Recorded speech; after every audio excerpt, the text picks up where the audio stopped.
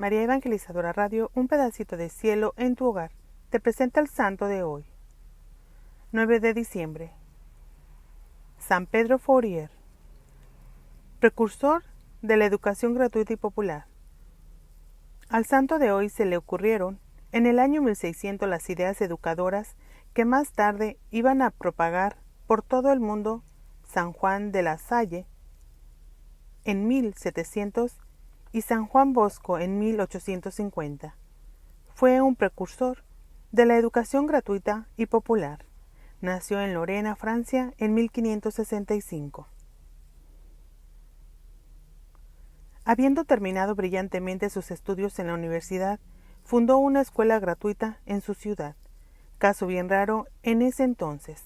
Luego ingresó en la comunidad de canónigos regulares de San Agustín y allá fue ordenado sacerdote. Como se sentía indigno de celebrar la Santa Misa, duró 3 meses sin hacer la celebración de su primera misa.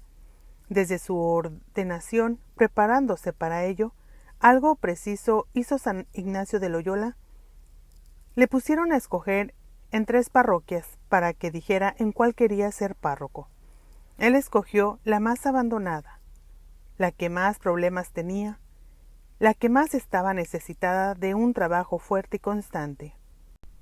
Era un pueblecillo de los Vosgos, que estaba lleno de protestantes calvinistas y donde la moralidad estaba por el suelo. Allí trabajó San Pedro Fourier por 30 años, un caso parecido a los que sucederá siglos después en Ars, cuando llegó allá San Juan Vianney. Aún hoy, todavía allá, cuando hablan de nuestro santo, lo llaman el buen Padre Pedro. Lo primero que hizo para lograr convertir a aquellas gentes fue dedicarse a orar y a sacrificarse por ellas. Recordaba lo que decía Jesús: ciertos malos espíritus no se alejan sino con la oración y los sacrificios. Aún el más crudo invierno no encendía fuego para calentarse, y la estufa que iba a calentar el ambiente no se encendía sino cuando llegaban visitantes muy friolentos. Las otras 2 armas con las cuales se propuso ganar las almas de aquellos pecadores fueron la limosna y el buen ejemplo. Quería cumplir aquel mandato del Señor que dice: de tal manera luzca ante los demás la luz de vuestro buen ejemplo, que los demás, al ver vuestras buenas obras, glorifiquen al Padre Celestial. Y en cuanto a las limosnas, los necesitados se encontraban siempre dispuestos al Padre Pedro a darles alguna ayuda, pero acompañada de buenos consejos que les sirvieran también para la salvación de su alma. En su parroquia existían numerosas personas que habían tenido bienes de fortuna, pero por un mal negocio, o un incendio, o una enfermedad, o un robo, habían quedado en gran pobreza. Para ellos fundó nuestro santo una caja de mutua ayuda, en la cual depositaba las contribuciones que las gentes le hacían, y de allí iban sacando para prestar a quienes habían quedado en ruina. Lo único que les exigía era que si un día lograban volver a tener otra vez los bienes suficientes, devolvieran lo que se les había prestado.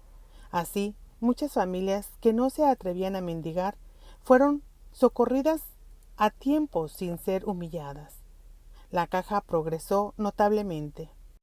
San Pedro Fourier estaba convencido de que para poder hacer apostolado sin desanimarse ni desorientarse es necesario asociarse con algún grupo apostólico, donde a uno lo animen, lo corrijan, lo guíen y lo acompañen.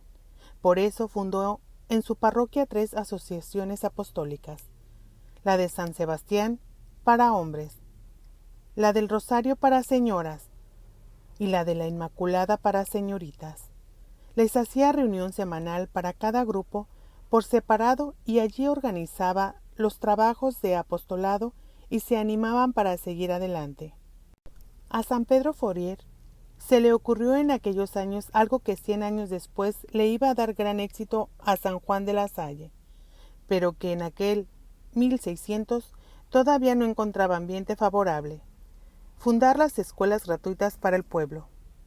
Trató de hacerlo en su parroquia, pero se encontró con que los sacerdotes no aceptaban dar clases en primaria y a los padres de familia, si eran pobres, no les interesaba que sus hijos estudiaran, y los maestros, que encontraban no tenían vocación para ello.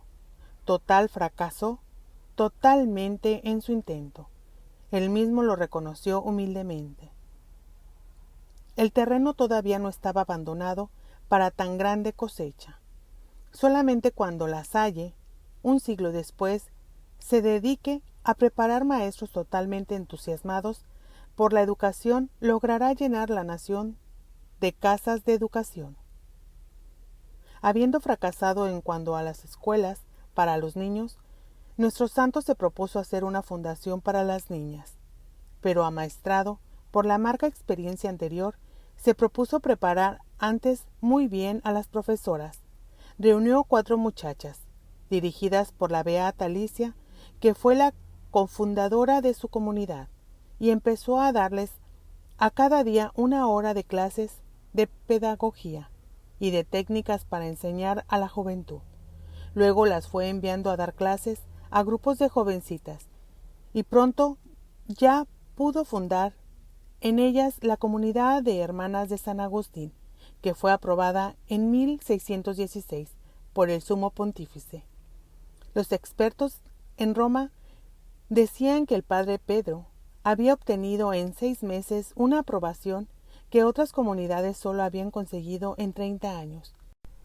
Pero es que se hizo apoyar por unos padres jesuitas muy importantes y por varios padres franceses muy estimados en el Vaticano, y además su congregación había dado muestra del gran bien que se consigue educando a la juventud. El padre Pedro puso en práctica varios métodos educativos que después otros famosos educadores católicos popularizarán en todas partes. Lo primero, hacer que la educación fuera práctica, que no se redujera solo a aprender cuestiones teóricas, sino que enseñara a la juventud muchas cosas que en la vida práctica de cada día iban a ser necesarias. Y así le dio gran importancia a la contabilidad, tanto que sus colegios eran verdaderamente unos secretariados comerciales, donde las jóvenes se familiarizaban con todo lo que les iba a servir para ser después unas eficientes secretarias y unas hábiles contadoras. También se les enseñaban artes prácticas como bordado, pastelería, dibujo artístico y más. Otro de sus métodos nuevos fue el de enseñar por medio de la declamación. Como lo hará más tarde San Juan Bosco, a San Pedro Fourier se le ocurrió preparar dramas, sainetes, comedias, diálogos y recitales donde mientras se hacía reír y se emocionaba a los oyentes, se iba enseñando verdades de la religión y de otras ciencias. Los domingos por la tarde daban sus alumnas representaciones muy amenas e instructivas para el pueblo, con notable asistencia. Era un modo de valerse del teatro para enseñar y hacer progresar, y el mismo tener que declamar en público les daba a las jóvenes mayor facilidad para expresarse en reuniones de sociedad y obtener más habilidad para sus buenas maestras. Su parroquia estaba infestada de calvinistas y evangélicos, lo cual era un serio peligro para los católicos. Lo primero que se propuso nuestro santo fue instruir a sus feligreses acerca de los 10 errores o herejías que enseñan los protestantes, para que no se dejaran engañar por ellos. Luego fue insistiendo en que el católico, por pertenecer a la mejor religión del mundo, debe tener un comportamiento mejor que el de los demás, y a los protestantes les recordaba cuán bueno y provechoso es pertenecer a la Santa Iglesia Católica. Y los feligrenses de su parroquia comentaban: el padre Pedro ha logrado más en cuanto a los protestantes en varios meses que lo que había logrado los otros sacerdotes en 30 años.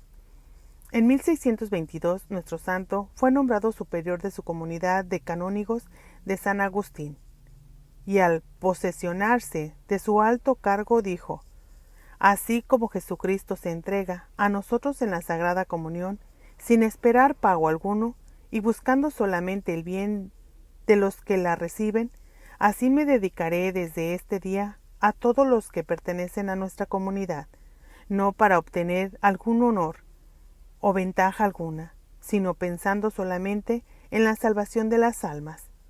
programa verdaderamente digno de ser imitado por todos los superiores en todas partes.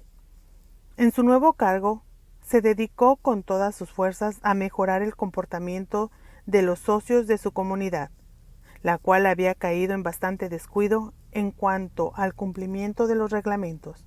Al principio encontró bastante resistencia, pero poco a poco fue logrando que los canónigos de San Agustín empezaran a ser verdaderamente fervorosos. En 1636, el gobierno de Francia quiso exigirle que hiciera el juramento que iba contra su conciencia. En vez de jurar, prefirió salir desterrado. Los últimos 4 años de su vida los pasó en el destierro, enseñando en una escuela gratuita que él mismo había fundado allá. Dios lo llamó el 9 de diciembre de 1640. El sumo pontífice lo declaró santo en 1897. El santuario, donde están sus restos, es visitado por numerosas peregrinaciones y su comunidad logró extenderse por varios países.